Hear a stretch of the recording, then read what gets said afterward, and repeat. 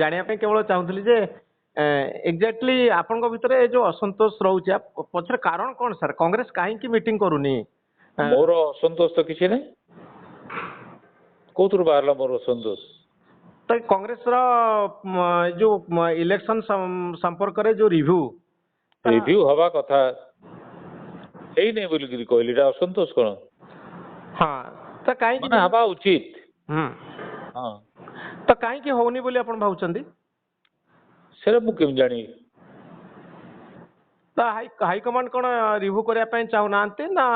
ସେଇଟା ମୁଁ ତାଙ୍କ ହାଇକମାଣ୍ଡର ମନଟା ମୁଁ କେମିତି ବୁଝିବି? ମୋର ମତରେ ହେବା କଥା, କୌଣସି କାରଣରୁ ହଉନାହିଁ। ସାର୍ ଏଇ ଯୋଉ ପିସିସି ସଭାପତି କହିପାରିବେ କିମ୍ବା ଏଆଇସିସି କହିପାରିବ। ବର୍ତ୍ତମାନ ତ କେହି ପିସିସି ସଭାପତି ନାହାନ୍ତି, ଗୋଟେ ଷ୍ଟିୟରିଂ କମିଟି ଗଢ଼ା ହେଇଛି। ହଁ, ଏ ଷ୍ଟିୟରିଂ କମିଟି ନିଷ୍ପତ୍ତି ନଉଛି। ସାର୍ ଏ ଷ୍ଟିୟରିଂ କମିଟି ଗଢ଼ା ହେଇଥିଲା ବେଳେ ପିସିସି ପ୍ରେସିଡେଣ୍ଟ ଆଜି ଅଗଷ୍ଟ 15 ବି ଆମେ ଦେଖୁ ପ୍ରତିବର୍ଷ କଂଗ୍ରେସ ଭବନରେ ପତାକା ଉତ୍ତୋଳନ ହୁଏ।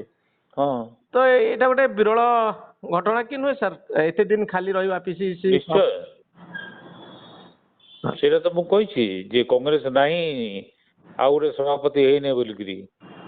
ହଁ, ତ ଏ ଷ୍ଟିୟରିଂ କମିଟି କଣ ଆପଣ ଭାବୁଛନ୍ତି କାମଚଳା ହେଇକରି କଂଗ୍ରେସକୁ ଆଗକୁ ନେଇପାରିବ? ଷ୍ଟିୟରିଂ କମିଟି କାହିଁକି ହେଇଛି ମୋ ସାଙ୍ଗରେ କିଏ କଥା ହେଇନାହାନ୍ତି, ତ ମୁଁ କେମିତି ଜାଣିବି? ଷ୍ଟିୟରିଂ କମିଟିଟେ ହେଇଛି,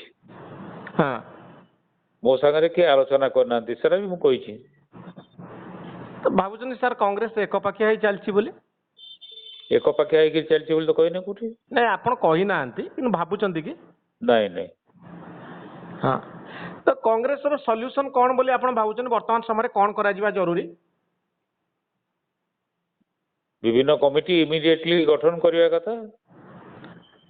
ସାର୍ ପିସିସି ପ୍ରେସିଡେଣ୍ଟକୁ ନେଇକି ଗୋଟେ ବଡ଼ ଧରଣର ବର୍ତ୍ତମାନ ଦ୍ୱନ୍ଦ୍ୱ ବୋଧେ ଉପୁଜୁଛି, କାରଣ ବହୁତ ଦିନ ହେଲାଣି ଆମେ ଦେଖୁଛୁ ଯେ କଂଗ୍ରେସ ପିସିସି ପ୍ରେସିଡେଣ୍ଟ ଆପଏଣ୍ଟମେଣ୍ଟ କରିପାରୁନି।